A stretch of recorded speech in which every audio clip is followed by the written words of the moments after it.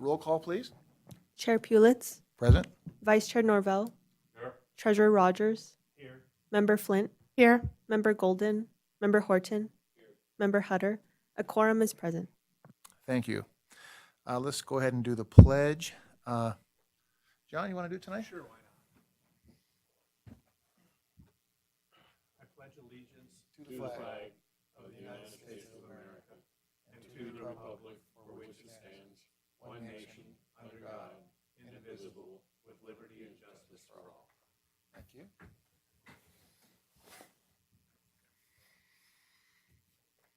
I'm assuming that we all had a chance to look at the minutes from our last meeting. I'd like to ask if anybody would like to make a motion to approve those minutes. Any seconds? Second.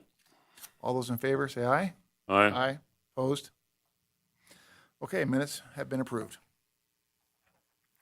The chairman reserves the right to modify the agenda in order of most effectively process the agenda items. Items may be taken out of order. Items may be combined for consideration by other authority. Items may be pulled or removed from the agenda at any time. Public comment. Members of the public who wish to address the airport authority may speak on agendized and non-agendized matters related to the airport. Comments are limited to 3 minutes per person per topic. If your item requires extended discussion, please request the chairman to calendar the matter for a future airport authority meeting. The public may provide public comment in advance of a meeting by written submission to the following email address, manager@flycarsoncity.com. For inclusion or reference in the minutes of the meeting, your public comment must include your full name, address, and be submitted via email by not later than 5 p.m. the day before the meeting. The Carson City Airport Authority values your input. Members of the public who wish to provide live public comment may do so during the designated public comment periods indicated on the agenda in person. With that, yes. Are there any comments or questions? Since there's no comments or questions, we'll move on to the airport engineer's report. Brian? All right, so Brian Martinez-Molas, Wood Rogers, for the record. Okay, so oops, I just had it up and lost it. Okay, for engineers update, we have the RSA Drainage Improvement Project. We are still waiting on grant approval for that, and we'll be ready to go as soon as we can get that. The same is true for the main apron rehab project. And then as far as the airport funded, the pavement preservation 2025, my team is working on plans for that, and we anticipate having 90% package to the airport manager at the end of the month. So we'll be working through that. And then the DBE program is currently under review as well. So those are the updates for Wood Rogers related projects. Thanks, Brian. Any questions or comments from the board? From the public? No? John? This is probably not for you, but from Corey. SRE building update, please. Okay, so we received an update from Lochner, so I can kind of go through their update, which hits on the SRE building also. They cover 2 projects here, aeronautical survey for nighttime approach offset PAPI construction. The runway 27 PAPI offset and inline were commissioned May 29th. So they are fully certified and in use now. The night evaluation of the reels and the medium intensity runway lights was completed June 4th. They are pending the FAA confirmation on restoration of RNAV GPS for nighttime use. They actually had a miscommunication somewhere, and the FAA did not fly the GPS approach whenever they did the commissioning for these other 2 items. That was requested, and Nadine from Lochner did a great job of explaining the history to the FAA, and they're reviewing it now to see if they're going to have to fly it again. Hopefully they don't have to, but they potentially may have to do another flight for the GPS approach for nighttime approval. They had correspondence regularly this week, even today, and they're working on it. SRE building, we had the pre-construction meeting a couple days ago, and that went really well. Everything is moving forward, but this date of June 23rd was pushed back to the 30th. So we're looking at a start date of June 30th. A little bit of new information about this project. They did get approval from the city to put in an access point directly to the construction site from College Parkway, which is going to eliminate a lot of that construction traffic going in front of those hangars in between the entrance of the airport to the construction site. So I'm really excited about that. They are going to make it to where it can be a permanent installation. So we'll have this alternate gate that we can access directly to the SRE building if required. Kind of like our gate on Gonai Road. It'll be similar to that. And that's it for this report. Okay. Thanks, Corey. Any other comments or questions? Okay, we have nothing on the consent agenda tonight, so we'll move on to public hearings. Agenda item number H1 for discussion and possible action. A request for approval of change of ownership and control of KCXP Investments LLC, holder of the Jet Ranch lease from Tom Gonzalez to the Gonzalez Charitable Remainder Unit Trust. 2, and it's dated January 12th, 2018. Staff comments, please. Yeah, Steve Takis, Airport Council. In 2023, we became aware, we were notified by the trustee of the Gonzalez Charitable Remainder Unit Trust Number 2 that the trust actually has ownership of the entity that has the lease with us, the entity being KCXP Investments LLC. At the time, we said, okay, well, how did that happen? They didn't assign the lease, which ordinarily would have been something that would have come before us. They just changed the ownership of the tenant. However, our leases say that if you do over a 25% change in ownership, you need approval from the airport authority. So we reached out to them and said, okay, give us the background. How did this happen? And the short version is that Tom Gonzalez was doing some estate planning, and he was advised to put several of his entities that he owns into a charitable remainder trust. The charitable remainder trust actually pays out to charities when he dies. And this was the KCXP Investments LLC was one of those entities. So we told him, hey, you need to come and apply for approval from the airport authority. And the trustee at the time said, well, we're going through some changes right now on the trusteeship. Well, unbeknownst to me, or actually I got a sense of it at the time, there was some kind of falling out between Tom Gonzalez and this trustee. And so they were in court trying to get that resolved. Well, now there is a new trustee involved for the Charitable Remainder Trust, and he was very forthcoming to us, provided us with a bunch, all the information we asked for so that this could be approved. So unlike other times when people put their airport lease into a trust, this lease is not actually being assigned. No changes are made to the lease. Instead, the ownership has changed to a charitable remainder trust that Tom Gonzalez set up. I don't see any problems with it. The trustee or the attorney for the trustee provided us a copy of the court order designating the new trustee, which is this guy, Douglas Hoffman, and he's in Florida. Since then, we got additional information, which may or may not be in your briefing, that Robert Reed, who has always managed that property on site, is still there. He is now an employee of the Charitable Remainder Trust, so he's still the guy who's on Johnny on the spot, so to speak. He's their local contact. And so from our standpoint, there really isn't much change to anything. And so I'm recommending that you approve it. And of course, if you have any questions at all, just let me know. I'd like to offer members of the public to comment if there are any. If not, members, comments or discussion? If not, I'd like to call on a member to make a motion. I'll go. I move to approve the change in ownership and control of the tenant and to update the airport records. Thank you. Any additional comments before we move on? I second. Okay, a second. Discussion is closed. All those in favor? Aye. Aye. Opposed? Motion passes.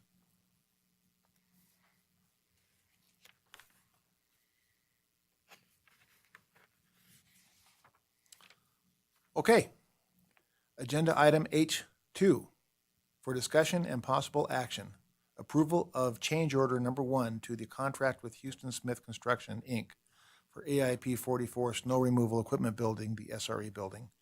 Construction in an amount not to exceed $47,475. I'd like to go ahead and call for staff for a summary. Okay, so on this item,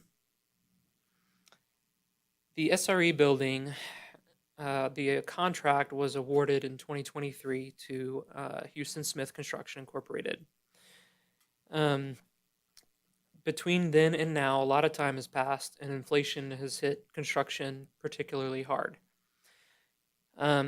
This change order includes a few different items, one of which is actually at our request, and this is for the construction of an access road from the ramp to the SRE building. The other items included in this change order include costs of increased costs for materials for the building, stairs and handrails, and overhead sectional doors.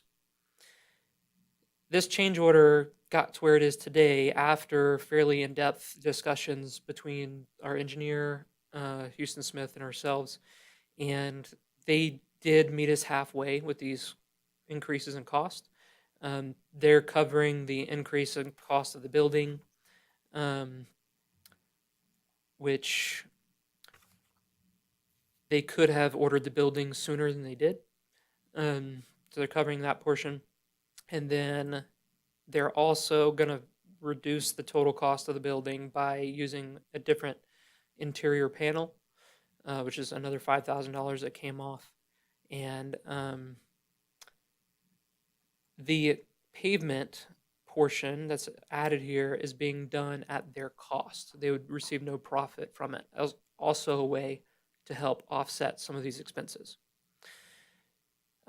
So with all those negotiations, Lochner and myself feel like this change order is reasonable. The FAA will not fund this change. They do not fund additional costs that are due to inflation. So we will have to self-fund this. We do have a pavement maintenance budget item that we have already budgeted for this road, and the total cost of this change order is covered by the value of that budget item. So you'll see that we're asking not only for the approval of the change order, but for the approval to use that pavement maintenance budget item to cover the cost.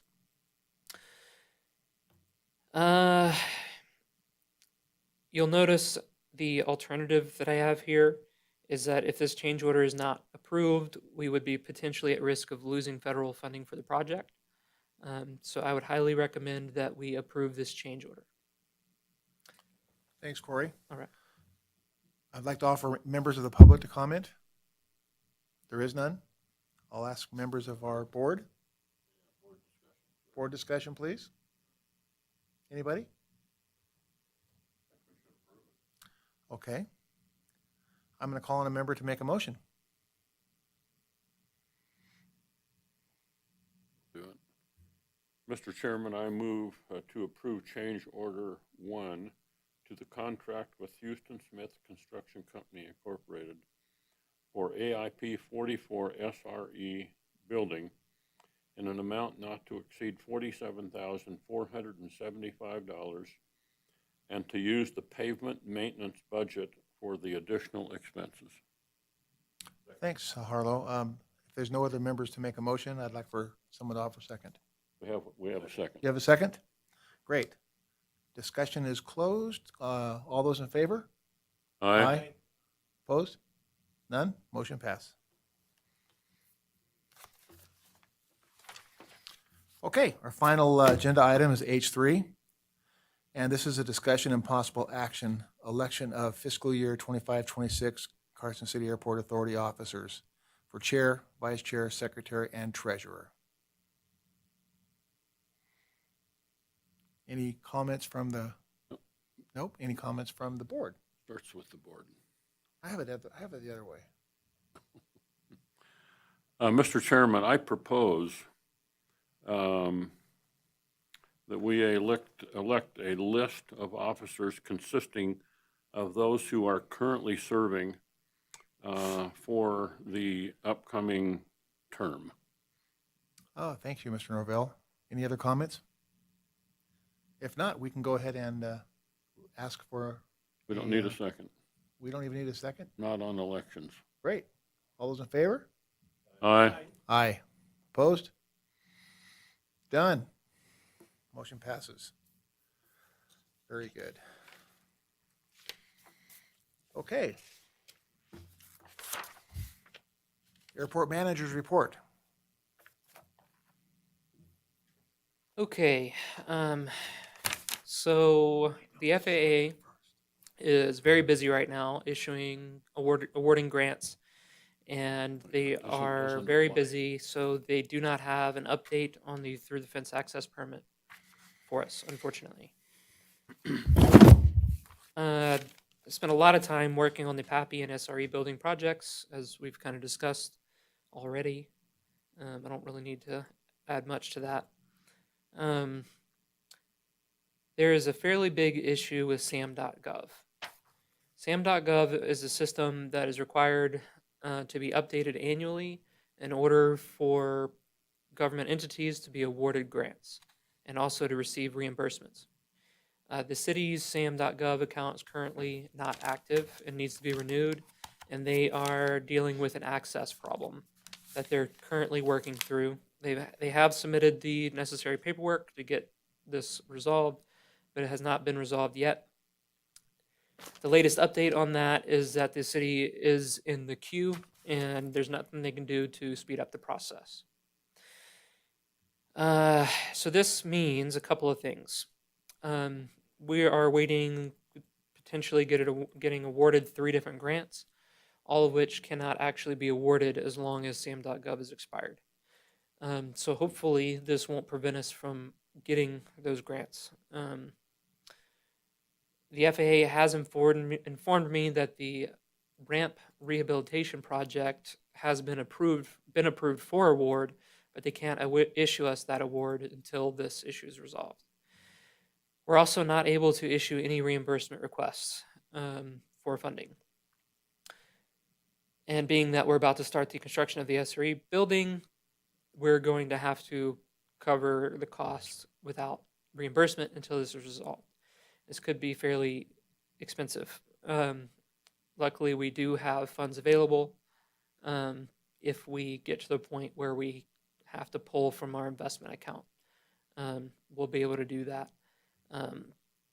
So hopefully this gets resolved soon.